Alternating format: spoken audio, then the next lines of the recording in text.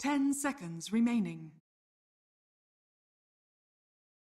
Everyone, I'm Reddit. Joining me as Halbert. We are casting Mousesports versus Team Empire, the Summit qualifiers. Halbert, how are you doing? I'm in a very good mood, actually. Nothing like some good Dota to kick off a weekend. Well, I guess we're a little bit late into the weekend already, but all the same, this is when the weekend starts for me, man. Definitely. Especially to, cast, and we're all busy chatting in the lobby and having fun. I'm really excited to cast this game, of course. Big ups to Beyond the Summit for giving us this opportunity. It's epic. And yeah, game is, the draft's underway right now. Mousesports taking out the Warlock, followed up by the Ricky of Team Empire. I mean, two common bans that we do see.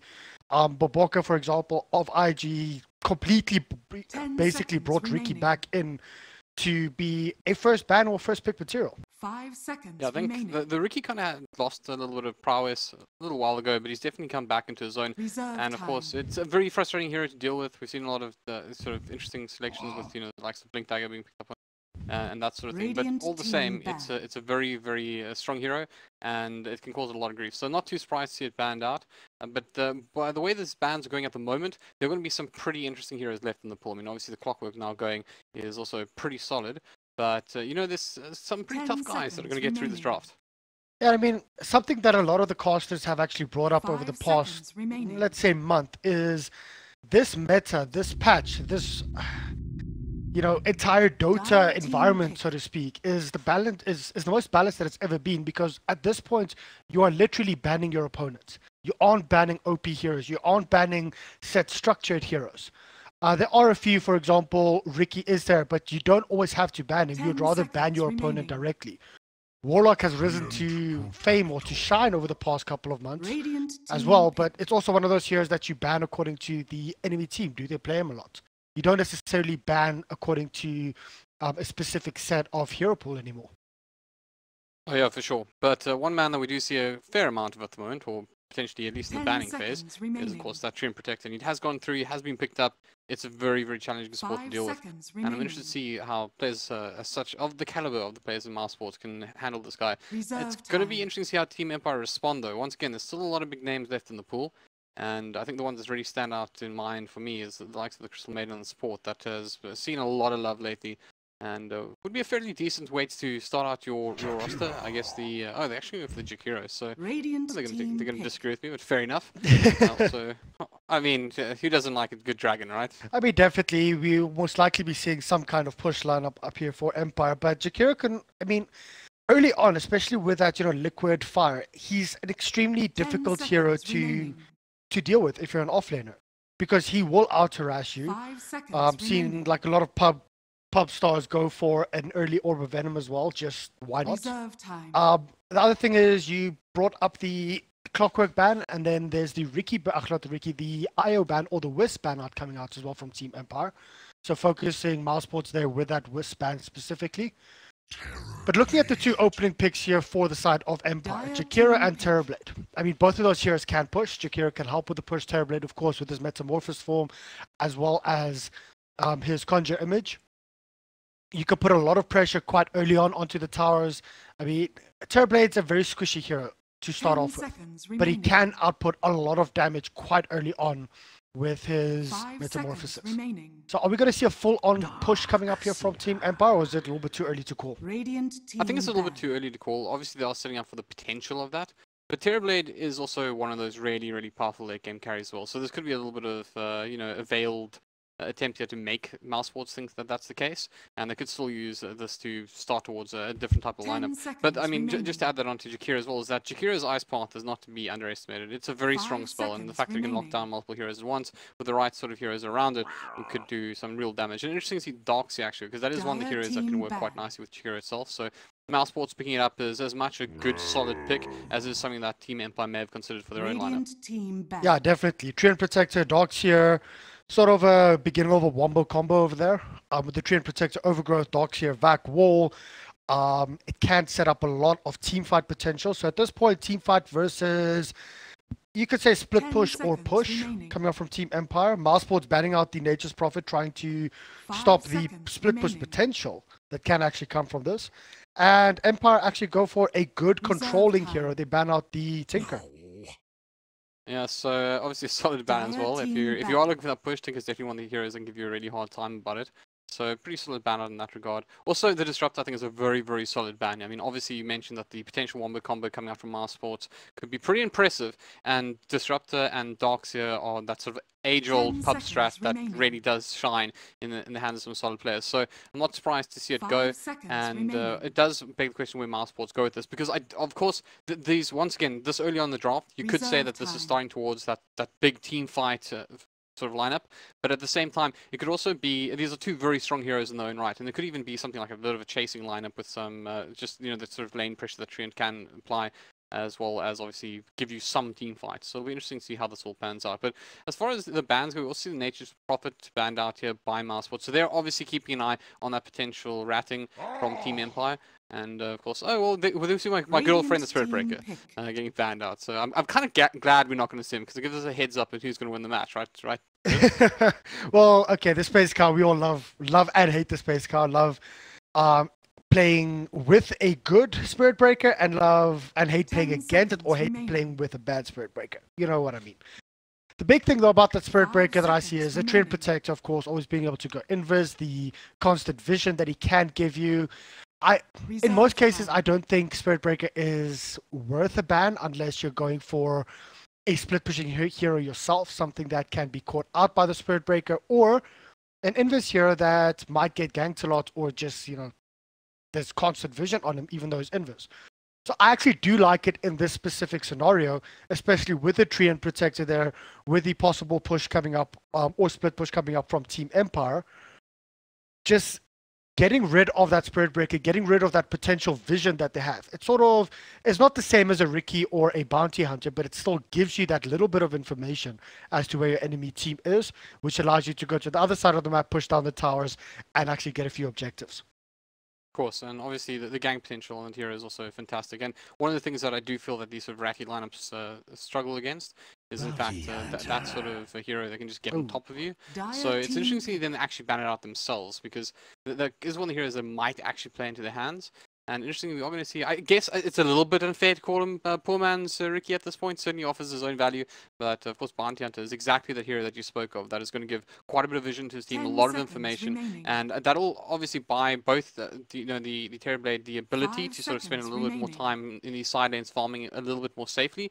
But also, I got to say, I'm a little bit scared of what happens when you get a Terrorblade that gets on top of you and he's getting bolstered as well by that track gold. So it could be pretty interesting how this pans out.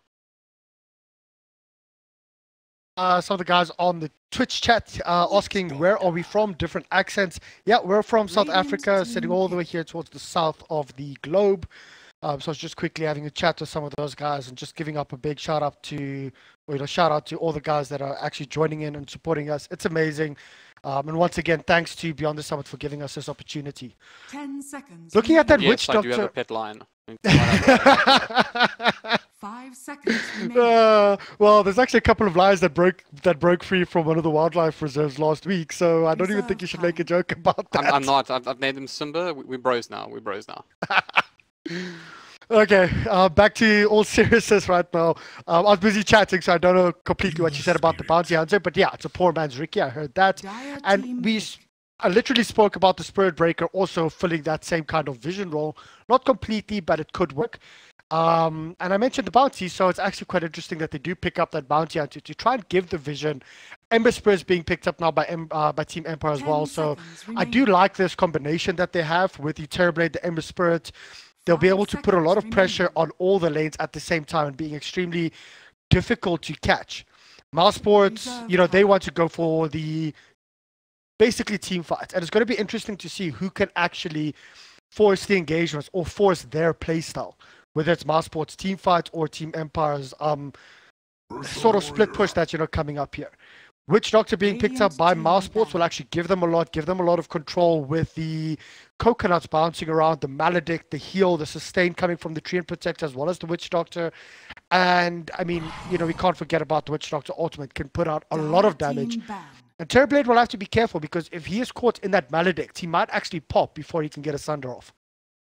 Yeah, and that's a very fair point. And also, there is a kind of an unusual way to sort of lock down the Terrorblade in this regard. I mean, it's more sort of disruption of him casting spells in a sort of solid lockdown. Remaining. I wouldn't be opposed to Mousesports looking to something here that can like 5 really seconds just hold that Terrorblade down, because that is one of the real issues when you try to gang a Terrorblade in particular, is the fact that they've got to be able to lock him down. And bearing that in mind, you also have the Ember Spirit, who also has that great way to get away all the time, pretty much going to have the Remnant up and very hard to take down. So it's a case of, I feel like Mousesports might need something that is a little bit more reliable than something like the Paralyzing Cast. And even though there is that sort of value that you get from Overgrowth as well as Vacuum, I feel like that's the one thing they're missing right now. So looking at the last ban from Empire, it is the Morphling. I actually, wanted to bring that up because Morphling would fit or basically complete their lineup, because you can actually start, split pushing yourself. You could come into the team fight after the Overgrowth's been used, the Witch Doctor Dogs here, Ursa's being engaged upon. You could come from the other side of the map. It's sort of like that Spectre kind of vibe with your replicant. 5 seconds remaining. But Mousesport actually decides to ban out a Magnus here. So do you think this is... Do you think Mousesport was thinking Team Empire was going to go for that offlane Magnus?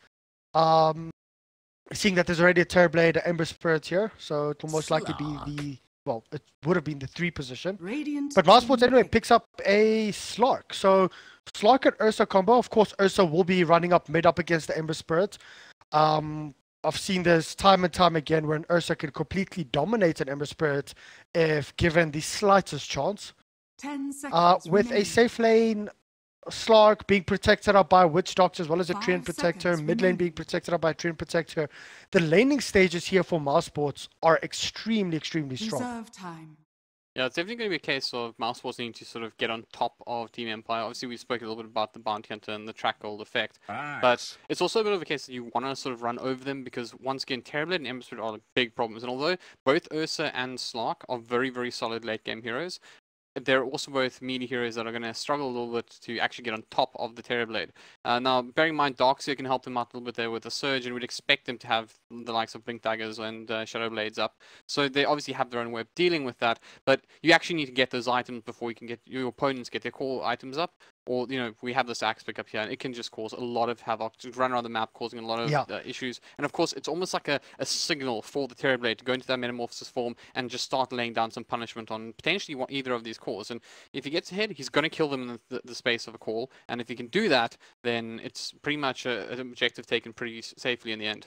Well, I've also seen this 10 before. seconds Terrorblade remaining. sitting on 0 HP, gets this good Sunder off, and that's just a call for the Axe to 5 dunk. seconds remaining. Now, I actually would have liked this lineup, Jakiro and the Axe, as a dual lane off lane, if Mousesports didn't have two sustainable heroes, the Treant Protector and the Witch Doctor, that could constantly heal up the Slark. And Slark, with all of that heal, won't be very easy to kill. So I don't think that they will go down that route, but it's going to be interesting to see how they actually lane this up. Is the Axe going to head over into the jungle early on? Keep in mind that Treant Protector and Witch Doctor, they can possibly kill the Axe with a Slark. Jumping on him, the bash from the Treant Protector, stuns from the Witch Doctor, so Axe has to play very cautious here. Yeah, it's the hard life of the offlaner, never going to be easy. And as you mentioned, just the fact that you can also hit you really, really hard when he comes out of his invis, it's already just an issue for someone like Axe, who he effectively wants light shots, of course, with a lot of them. And Treant's case, he's dealing a bit of punishment very, very early on with some very high base damage. So it's going to be an interesting showdown. And of course, I think the laning stage, I think we'll both agree, is going to be very, very important to the outcome of this match. On that note, the game has started. We do actually see a quick smoke in here from Empire just to get a couple of wards down. TP in mid, TP down. Was that a TP down towards the bottom lane just to eat the trees out? Yep. Quite interesting that Terrorblade TP's down. I think he wants to get rid of all these trees because of the Treant Protector, coming in constantly, getting that stun off.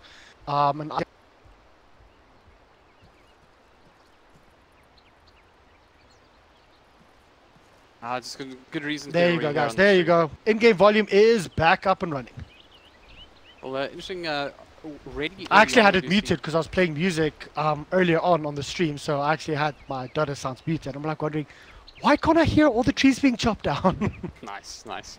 Well, a lot of information already been applied for both these sides. We do have the Bounty Hunter already scouting out two of his opponents, and on the other side of the map, we'll see, of course, maybe next time as well. Also, scouting out the Jakiro, King R, so it's giving some decent information, and it'll be interesting to see if we get any sort of early tussles here.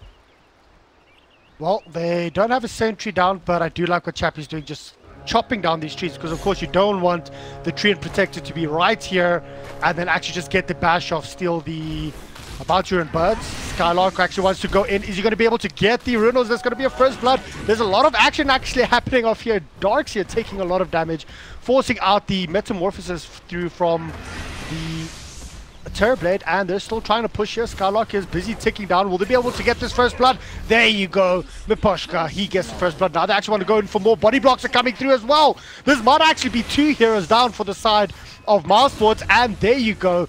Starting off a game, getting 2 kills before the creeps have even reached the lane. And 3 bounty runes as well. You're not going to get a better start than that, really, in an environment like this. So, really, exactly what they would have wanted to start this game off. And if they can sort of apply them to a little bit of pressure, obviously they will have.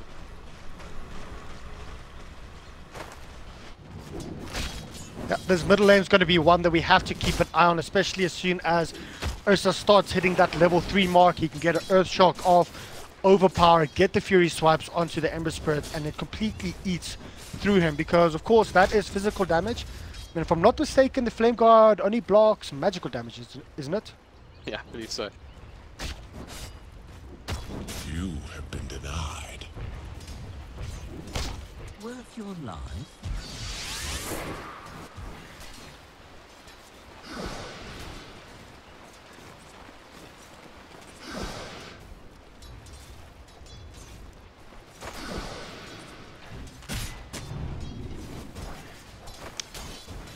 Oh.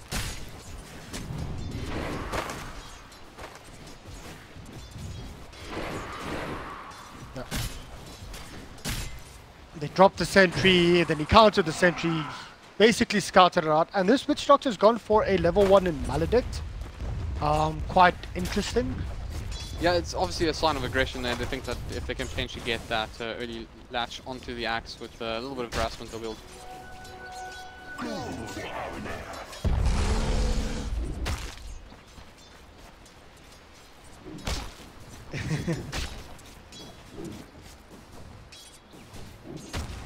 That's it. Thug just constantly trying to get the Fury Swipe stacks off on the Ember Spirit, but the Ember Spirit's actually been dodging most of them out the whole time, and Thug might be in quite a bit of trouble right now. Bounty Hunter has come in. Is there a Searing Chains if they need it? They do have it with the haste run up. There you go, but this is going to be very close. He has to actually be very careful. Ember Spirit might drop from this if he gets one more Fury Swipe. Well, if he gets hit one more time, but unfortunately not. Going back to Shrine up is Ursa, and I won't be surprised. Yep, there you go. Ember Spirit also moving back towards the Shrine. So a lot of aggression, and I actually thought that haste run would be able to give them more in that middle lane, but the Ursa was just around the creeps too much. The Searing Chains, you know, if he actually cast the Searing Chains there and it didn't latch, he probably would have died. Yeah, I think he was probably okay with the haste runes, so he would have been able to outrun it. But at the same time, I hear what you're saying. And the thing I liked about how Thug played, that he was very casual about it all. Sort of, I'm going to finish this creep first, and then when I'm done with that, then I'll deal with this problem at hand. And obviously understanding this lane very, very well. But towards the bottom, we want to have some action as well. Well, let's have a look. Sorry about that. I was busy following up around the other side. Skylark, he actually does get out of this. The thing is, do they have the kill potential? Oh, actually they might. Jakiro taking a lot of damage here from the Iron Shells, but nope. Seems like they'll just turn around, and there you go. Yeah, Treant Protector getting... come on. Treant Protector gets surged away. It's like going in, getting out, going in, getting out, not actually accomplishing much. And they won't be able to Shrine up because Shrine's already been used. Not Docs here. Bounty Hunter's busy chasing up to maybe next time. But will he does have a level in Janata, but I don't think he'll be able to catch up. I don't think this will kill him, but at the very least he can escort his friend back to base. This actually reminds me a lot of something we've seen in the past, and probably not something you've seen on the international scene too much, but the age-old Ogre combining with the Darks here in that bottom lane. Oh, it's just this tanky hero that happy to trade bows with you, Iron Shell him up, and of course with that surge, and do a lot of damage. But obviously we saw the tree really respecting that lane as well. He had a potential takedown like Jakiro, but definitely didn't want to overstay his welcome. You can see just once again how much damage a Metamorphosis on Terrorblade can do very, very early on. Even though it does have an extremely long cooldown, 140 seconds. Metamorphosis, I mean, for the next 80 seconds, they should be okay. This is the time that they want to try and gank the Terrorblade. Terrorblade does not have a lot of HP. Level 5, only sitting at 600. But once again, it is extremely difficult because the supports can actually just come in. The Coconut lands onto the axe on the top lane. Hold on that thought quickly. The Maledict's also there, but unfortunately, they have to run away. These spins, only sitting at level 2, the counter helix, but it was just going crazy. Madara had to back out there. Yeah. Well, interesting as well, Spartan really going high into the Maledict here, so the damage is definitely coming out onto the Sax in this suicide lane. So I like this. I really do. I really enjoy, watching Maledict. He's not liking the bounty hunter right now. Actually, will miss that Maledict as well and enjoy a little bit of battle hunger for his efforts. But in the end, that's going to be all that is.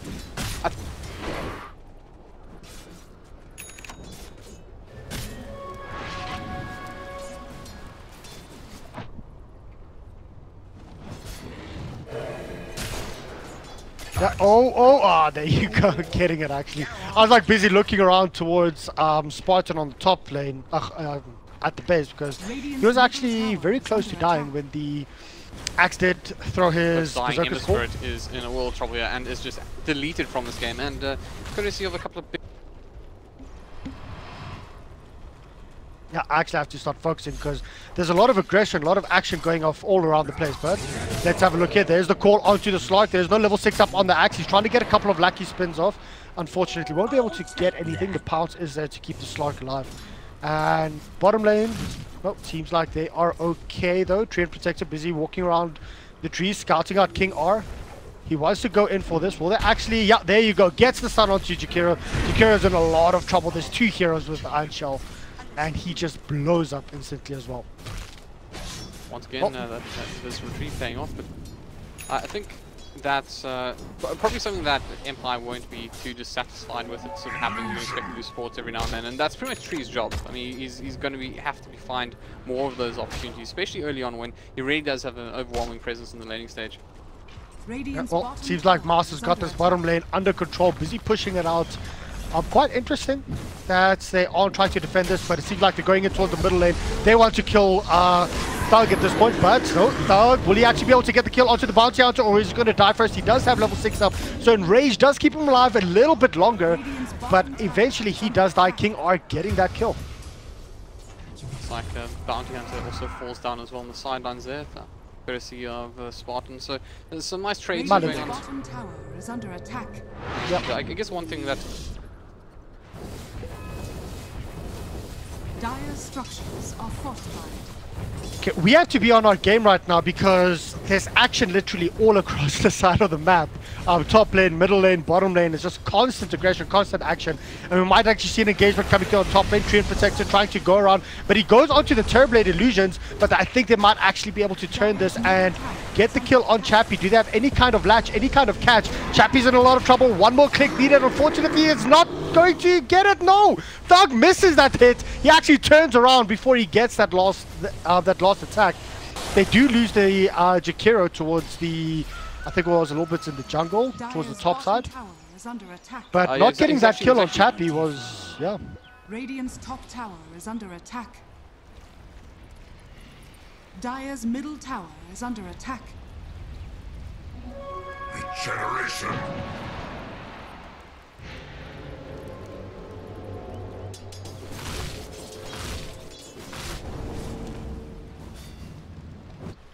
Yep, let's have a look towards the Axe. Look at his item progression, what's flying in on the courier. So it's just going to be infused raindrops.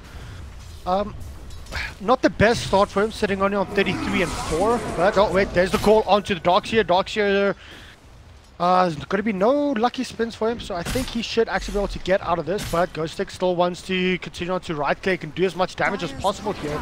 And for some reason, Darkseer is moving into the side. Yeah, there you go, trapping up the Axe, and now the Axe is going to turn around. He does manage to actually get a couple of lucky spins, gets the kill in the end.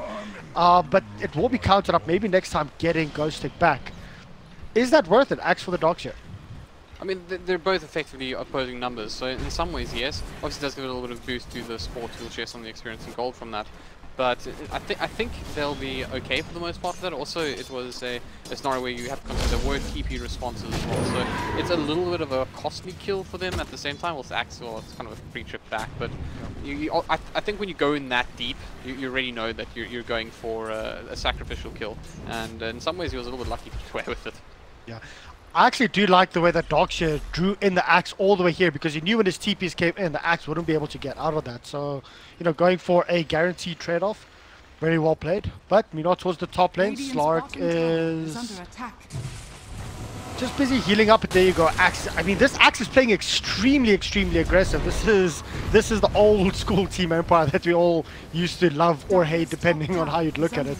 And Slark's busy running away, but they might actually count. Right now. Yeah, they might actually catch the Slark out, and to be honest, I like this. Chappie's just focusing on the tower, letting everyone else chase the Slark, letting everyone else do what they need to do. But the TPs are coming in. The stun actually goes onto the Terrorblade. There's the ultimate as well as the Maledict. Unfortunately, there's no vision, so it was just 2 hits from the ultimate. They do manage to also get the tower, and that might just be a couple of ultis and a tower lost for the side of Mousesports. Meanwhile, we do see that the Darkshire actually dropped towards, I think it was the bottom side. Yeah, it was FN and Koshko managed to pick that one up.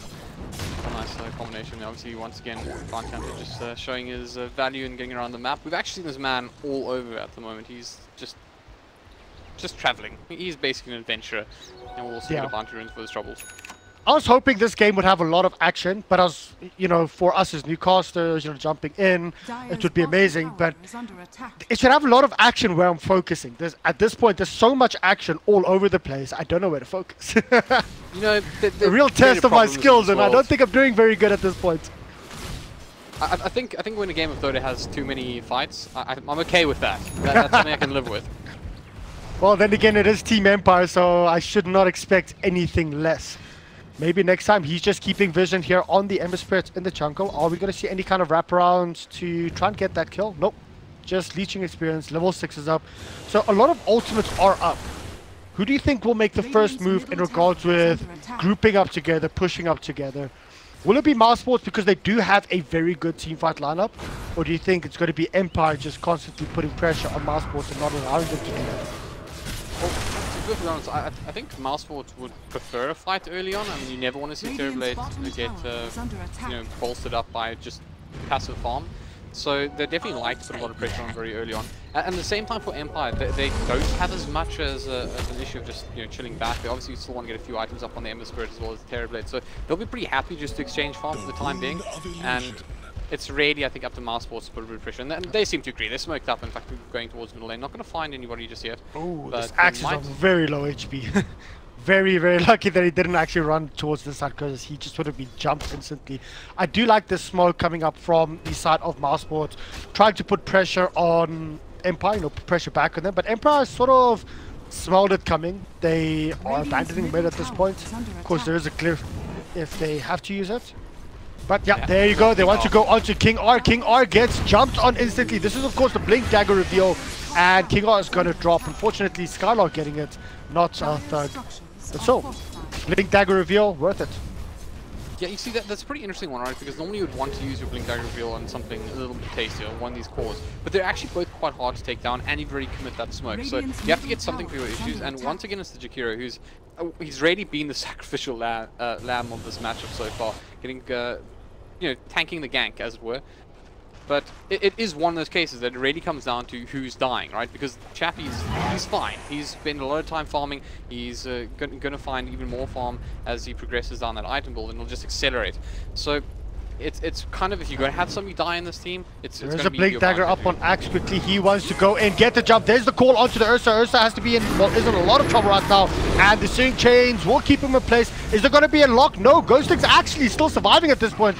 Unfortunately, Ember Spirit actually had to use the Fire Remnant just to get out of that one. And Darkshire wants to go in for more at this point. Are they going to be able to get any kind of kills? There you go. Slark is turning around, going in onto King R. Does manage to actually get that. And Ember Spirit gets out alive. So it's a 1-for-1 trade-off, but favoring the side of Empire. They got the kill on the Ursa. Yeah, I think that the Axe was very lucky there. Obviously, his timing, his coming blade was not something that any one of his teammates wanted to see. Got very low, and obviously Darkseer was right on top of him, but picking a nice spot to just you can tree line and TP away. So got a little bit lucky, and of course Slark coming around the back line there, managing to pick up the Jakiro. It's not the trade-off you want, but you know, you'll take what you can get in that scenario. Yeah. Currently it's 14 minutes into the game. Looking at the net worth, 6,000. Basically, the top two sitting around the 6,200, 6,100 mark. It is, of course, the Terrorblade as well as the Ember Spirit. So both heroes in favor of Team Empire, but very close behind that is the Slug, with roughly around the same. I think it's slightly favoring the side of Empire with around 2,000 net worth advantage. And this is good to see. Mouse knows, okay, listen, they have to just put a little bit more pressure now. They get the Aegis, they get the Rush. They want to team fight. They have a team fight lineup. They can actually do this. And with that Aegis, we might just see the first 5-man push coming out, or the 5-man group up, if I can put it that way. Yeah, definitely time to do so as well. They have pretty much all the ultis online. Oh, there you go. Stun onto the Jakiro as well as the Maledict, and the ultimate coming through. King R will actually drop from this unless he manages to get back from the base, but Ghost Stick blinks in. Does manage to get the call off. Unfortunately, Urza's in a lot of trouble. That is the Aegis down. Are we going to see any kind of follow-up? They do want to go in for more. Treant Protector is actually scouted out at this point, and I think he is... Yeah, there's the dunk. He's the next person to drop. Keep in mind, Jakiro did not die from that Maledict. Yeah, King R actually played exceptionally well there under the circumstances. And the actual angle of his Magpie as well was pretty important there, because it blocked off any opportunity for anybody to come and support the Ursa and potentially turn that around. So he was basically stuck between a tower, his foes, and Magpie. So there's just no way in for anybody. And you know, fortunately with Blink Dagger he's able to get away with just the expense of the Aegis, but you're losing your Aegis and your tree, and you've got nothing for the deal. And you've actually expended a lot. Obviously, once again, that Witch Doctor ulti, it's not the biggest cooldown in the game, but it's something that you really do want to push. So it's a little bit of a window here for the side of Empire to operate, and as they are already ahead, that's not the kind of mistake the Mousesports can afford to make too many times. Yep, definitely. I did like the way that the axe blinked in, called, and then pulled the Ursa away from his team onto the tower range so that they can blow him up. Not a lot of people still actually do that, but there's the dust onto the Bounty Hunter. Bounty Hunter is in a lot of trouble. There's the leap as well, and this is the death of him. Slow and painful. I don't know about slow, but okay, painful. Just painful then. Just keep an eye on the Terrorblade. It does have the ultimate orb queued up as well, so he's heading towards likely that Mantis style as well. And once he picks it up, he's going to be a real fiend on this battlefield. I mean, I know that we sound a little bit like a stuck record when you just keep mentioning the power of Metamorphosis, but in this case particularly as well, it's really hard for a lot of the players in Mousesports to deal with when their Manta is up. Just getting into that melee range to strike, you're going to take a lot of damage, and you can pick his target for the most part. So you effectively leave yourself in a situation where you have to engage on the Terrorblade, but there's still the likes of the Ember as well that are causing, you know, just as much grief. And speaking about him, he's also picked up the Veil already. He's also got the boost travel, so he's going to be able to move around the map quite efficiently. And you know, if you try to get that kill onto one of those cores, the other ones basically just use that opportunity to get some farm. I mean, Terrorblade. Oh, top lane, Axe is jumping on to Thug right now. Ursa's in. Well, Ursa's actually turning around. That's the thing. Ursa just gets so many Fury 5 stacks up. And even though they jumped him, they did actually manage to get the kill onto the Axe. Ursa will get out of that one alive. Maybe next time towards the bottom lane now is in a lot of trouble. He is tracked up. They do actually scout him out, and he is going to tick down now. There you go, Witch Doctor trying to go in onto the Ember Spirit, but the Ember Spirit actually does have a full Flame Guard up, and now Bounty Hunter. Oh, they don't manage to get the Searing Chains. Yeah, that would have been pretty catastrophic. I mean, dropping 3 heroes down, obviously the exchange was easily your offlane for offlane, which is okay, but then, you know, when you get to that position where you potentially drop 3, it's obviously very, very one-way traffic. But once again, Mousesports just seems to be falling a little bit further behind again.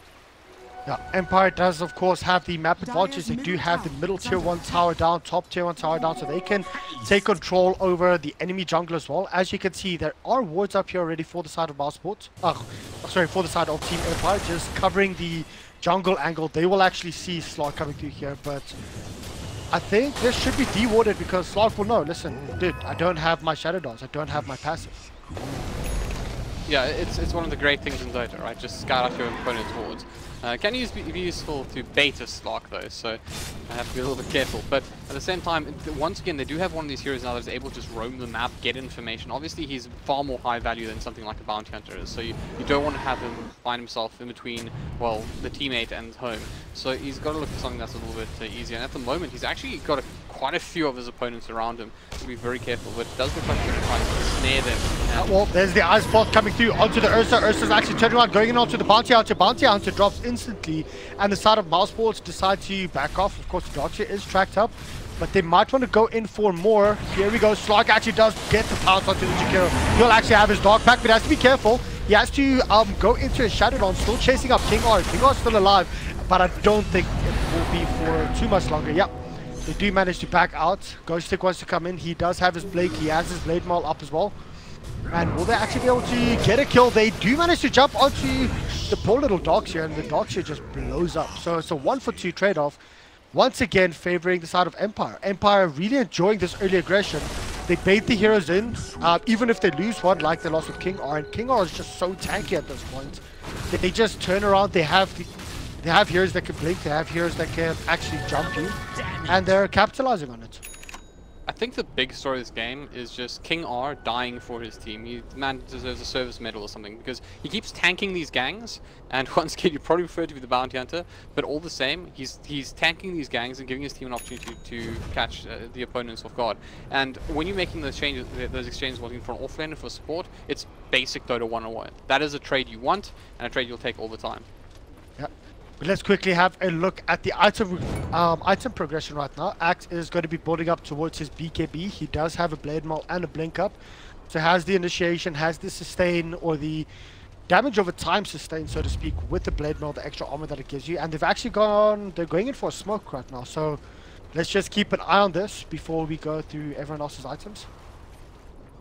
Busy wrapping around. Bounty Hunter is trying to keep vision on them as much as possible. And there you go. The blink is there onto the Slark. Slark's taking a lot of damage right now. The dunk manages to get the kill. So Team Empire getting another one up on Mousesports. And now they have to run away. Spartan's in a lot of trouble. He does manage to get a good Maledict off, but unfortunately it's not going to be enough. Not managing to get the paralyzing cast.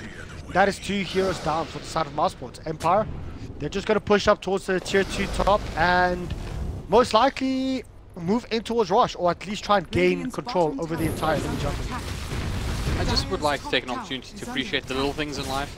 Axe's blink there was something a little bit special about it, right? It's the difference between Oh wait, on that note quickly, bottom lane though, they do manage to jump the Darkseer. Darkseer gets blown up once again. Thugs on a killing spree. They get the kill onto the Treant Protector, and they want to turn around, go for more. Here you go. Ursa is there. This is the thing about the Ursa, is the Ursa is just doing so much damage, but he just can't seem to kill anyone off at this point. He has to back out. He will have his Blink Dagger up. Another big item though is the Skull Basher on the Ursa, turning around the... Oh, there you go. Counter Helixes actually do manage to get the pick off, but Madara comes in, gets a counter pick. Yeah, one's going to take the trading. Actually, a very good passage play from Max. I was going to say, towards the Ancients there, it's a very simple thing, but something a lot of players wouldn't do, is that he actually blinks between the Ancients and the actual hero as well. The obvious effect of that is that he's getting... Dire's middle tower is under attack.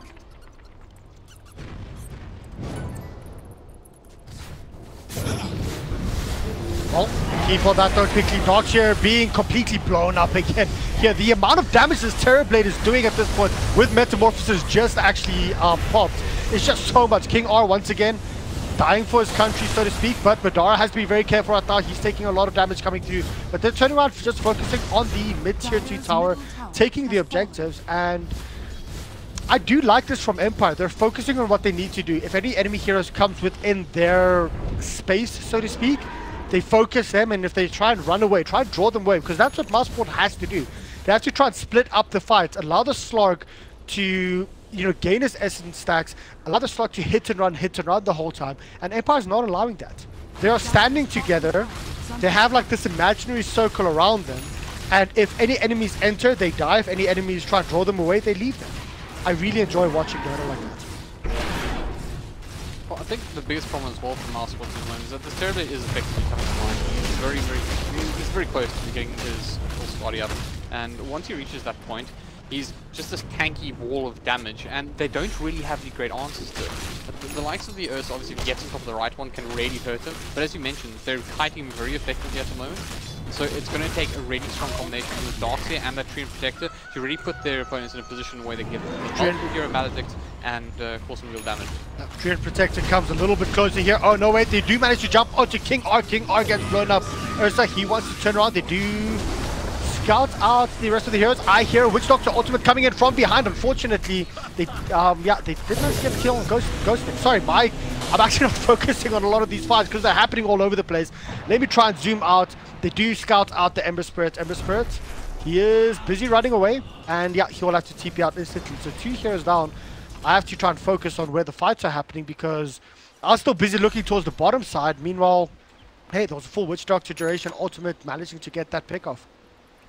And also a lot of damage done by the Ember Spirit there as well. Obviously, not enough to capitalize on. He got I think got a lucky proc on his Maelstrom, and they kind of lined up for it. Not in a position to really capitalize, but it's a nice little bit of work by Mousesports, just getting them a little bit closer to getting back to a situation where they can put some real pressure onto the side of Empire. But once again, the real issue is once again this Terrorblade, who's just starting to look very, very menacing. He's got a significant lead as far as net worth goes over the Slark and particularly the Ursa. I don't know how. Well, here's a smoke rotation coming up. Let's focus onto the Axe. Axe will want to get a good call off. He gets the call on that onto the Slark, and they actually do turn around, get the dunk in, and they're just going to be pushing up further. Very good pick off there. Does the Slark actually have buyback? I mean, this early on, you never want to actually blow or use your buyback. And no, he doesn't. 89 gold needed. Oh, there's the dunk. There's the poor little dunk. Empire just flexing their muscles and playing extremely good Dota right now. They know they have a bit of a power spike. Darkseer, wall back coming up. They're turning around, blowing up the Jakiro right now. I can't actually focus on what's going on. This is the first Treant Protector overgrowth that I'm actually seeing, protecting up his team. Now they have to turn around. They go up to the shrine right now. Will they decide to blink in, try and move in forward? Unfortunately, Chappie is just so tanky right now with this Eye of Skadi. They scout out the Treant Protector. Treant Protector gets blown up as well. I'm saying blown up way too much this game, but that is in actual fact what's happening here. The amount of damage coming out from Empire is just ridiculous. And unfortunately, a little bit sloppy from us as well in the end. There's the massive problem here is that they just lack any form of real damage. You try and talk about having to play out these dream scenarios, right? Where you get that vacuum. But they have the Ursa. They have the Ursa to actually put out that damage, but the Ursa is also, it's damage over time. The longer he can attack someone, the more damage he does. It's the same thing with the Slark. The longer the Slark, the longer the Slark can attack someone, the more essence shifts or essence stacks he steals. And Team Empire is just not allowing them, or not giving them that opportunity, not allowing that sustain. And we actually thought that the side of Mouse had a lot of sustain. They have a lot of healing. It's just getting eaten through instantly. Sweet spells. Looks like we're going to see another couple here. Well, there's a good call coming up from the Slark, from the Axe, pulling the Slark up a little bit. They're trying to delay this rush fight as much as possible. Let's see Empire trying to jump in towards the backline. FN going in onto the Witch Doctor. Witch Doctor gets blown up instantly, as well as King R. So it's a 1-for-1 trade-off at this point. All of a sudden, Mouse, they might want to try and chase this. They might want to move a little bit forward. But unfortunately, Ursa, he is going to drop his Enrage is up. He could not do much there, and that's 2 heroes down for the side of Mousesports. This will be Empire just moving into the rest. Oh, this Axe! Insane plays coming through from him. He just walks up, says, I wonder where the Treant Protector is, and he just gets a very insane call coming out. Catching him, and yeah, that's 3 heroes down for the side of Mousesports. Empire looking really strong. I have to say, this Axe has been playing phenomenally well. Extremely well. I think the entire side of the Empire have certainly come to body. I'm enjoying giving Jakiro a little bit of a hard time with King On, but the reality is that they've all really fulfilled their roles well. Because the thing that I really am impressed by them in this matchup is that effectively Mousesports are in this position where they know that they're quite far behind at this point, and they're looking for that perfect kind of engagement. And Roshan is a great opportunity to actually get that happen for you. And with the Ursa, you don't have to overcommit heroes into the actual rush, but you can pretty much leave Thug to do his job. The problem is though that what Empire are doing is they're not giving them an opportunity for that dream wombo combo. Once again, effectively Mouse have reached that point where, short of that overgrowth into vacuum, into a multi-hero maledict, they just don't have the damage output to actually efficiently deal with Empire.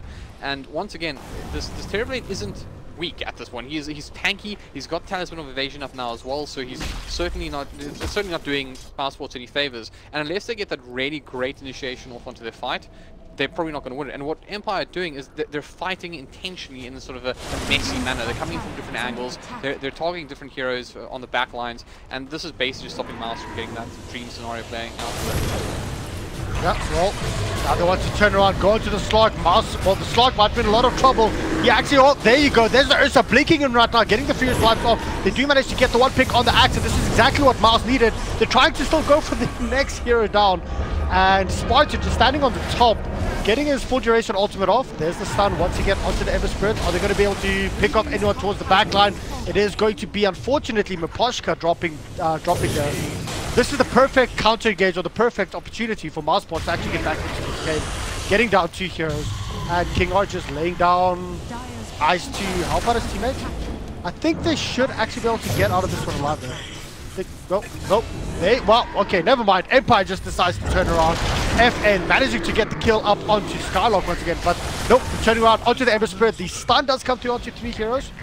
Still not enough. Extremely scrappy coming through, but I do favor it towards Mousesports. So 1,500. Yeah, it's 1,500 gold swing after that fight.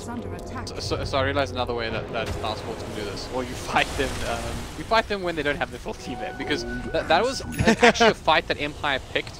And they had the Aegis and they felt confident they could pull that off. But the problem was that they actually didn't have their major source of damage around that fight. Obviously Ember Spirit can hurt, but the problem is that Ember Spirit is going to give you that like flash amount of damage, and then beyond that he's going to have to wait a couple of seconds to be able to do the same thing. So the moment they weren't able to finish the job on the Ursa, it gave Mousesports all the time they were to get into that shrine position, start fighting from the high ground, and if you read the Art of War you'll know that you never mess with the high ground, guys. And of course that is exactly the kind of opportunity that Mousesports need to lap up.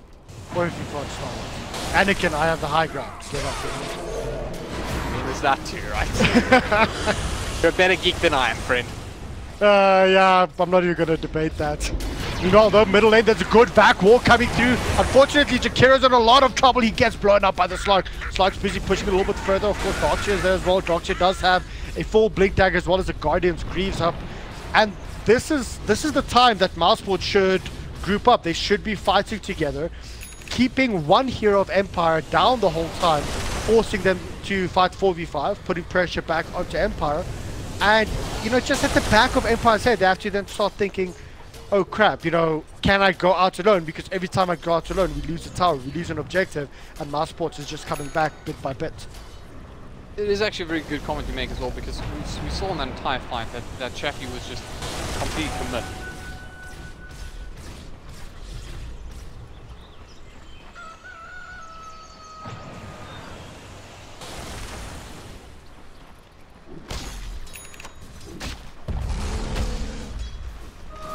A tool to teach.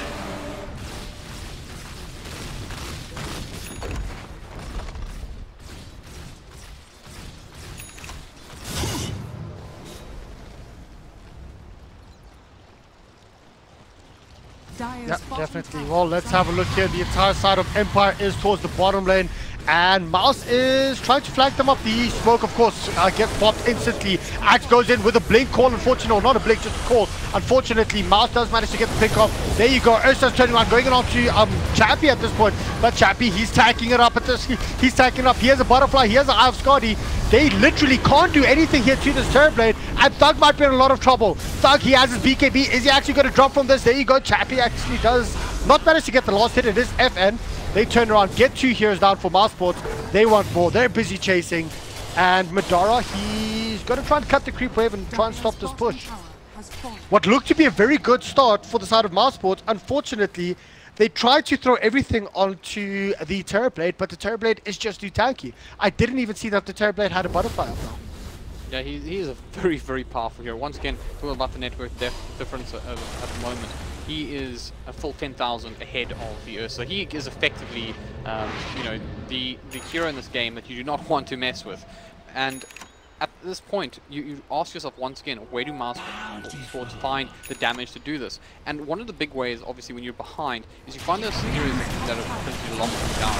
And well, I thought, because it looks like Madara will actually pick up a nice, tasty bounty. I do like this. I really like this from Madara. Picking up the gem, having that monkey king bar as well, means he can roam around, and if the bounty hunter comes close, he can always get that kill.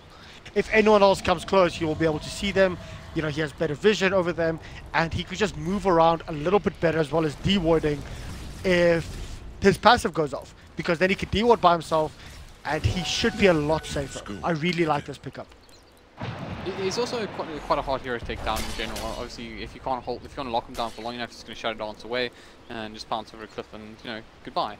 So it's a pretty solid hero to carry this gem for the time being. And as you mentioned, Bounty Hunter is such a tasty pickup for him. It's exactly what he needs. And although Bounty Hunter obviously is a support, and you would normally think, oh well, you know, it's just support that he's picking up, it's not a big deal. But the case is, because he's a Bounty Hunter, the nature of the hero means he has far more passive gold than his counterparts. Yep. You can see it in the fact that he's got almost, not quite double, not really, but not far off his counterparts on the other side. So he's certainly a tasty treat for the Slark, and you know, maybe a couple hundred of those in Mousesports will be in a better position. Stream, wait, no fine. Shout out to everyone watching on stream, supporting us. It's been amazing. For quite a few of you guys asking if I'm the guy that had that Reddit post. Yes, I am. Much appreciate all the support you guys have given, and special thanks to, of course, Halbert for joining me in co-casting today. But let's have a look on towards this top lane. We might actually see an engagement coming through. A couple of TPs are there. Spartan, he does not have a paralyzing cast, but he's still moving in quite deep. He has to be careful that he doesn't get blown up at the turret blade. But there's the wall back. Now it's illusion versus illusion. Counter illusion versus counter illusion. They're trying to do as much as possible, but the Slark gets blown up. He dies. Spartan, he wants to go in. He drops his death ward. But unfortunately, there's just not enough damage, and the illusions coming through here from the turret blade are just doing too much. The illusions by themselves are keeping everyone pushed away. They can't do anything to Chappie. The buyback is there onto Madara, but he has to run away himself now. This just might be the beginning of the end for the side of Mousesports. If they, I mean, what can they do up against Chappie? He was literally standing there. I thought that they had enough. He started eating the Witch Doctor ultimate. He attacked the Witch Doctor twice, nearly killing the Witch Doctor. They completely blew up the Slark. To be honest, I don't think they have an answer to the Terrorblade at this point. And Terrorblade slowly but surely building up towards a Bloodthorn.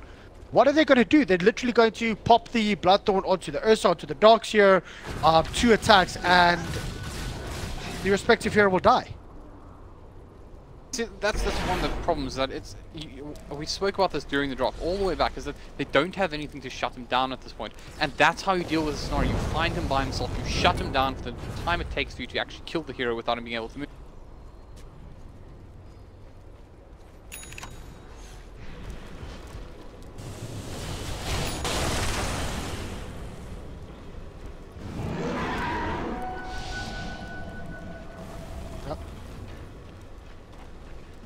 Yeah, I haven't even seen the need for a Sunder at this point.